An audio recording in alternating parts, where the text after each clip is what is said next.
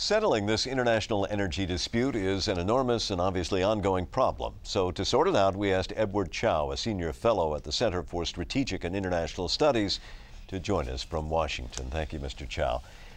We should point out, by the way, that you have 30 years of experience in the energy business here and overseas. So given that as a background, what's behind this current dispute between Russia and Ukraine? Is it merely an argument over who owes what on a bill, or is there more to it than that? Well, on the surface, that's what the argument is about. Ukraine had an enormous gas debt to Russia at the end of last year that they failed to pay on time.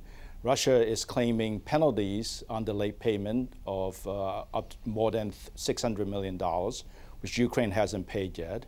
Ukraine is demanding a higher transit fee for the Russian gas to transit Ukraine to go to Europe.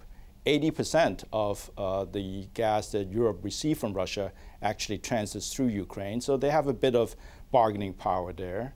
And they're arguing over these matters as well as the price for Russian gas to Ukraine in 2009. But there are also political rivals here, and I guess one of the questions is Russia really to be blamed? The United States seems to blame Russia for this dispute, but are they solely the cause? Well, I'm not sure I've seen any official pronouncements from Washington in that regard that solely blames Russia. I think my own personal view is that both sides share equal responsibility in having this mess upon us in the dead of winter.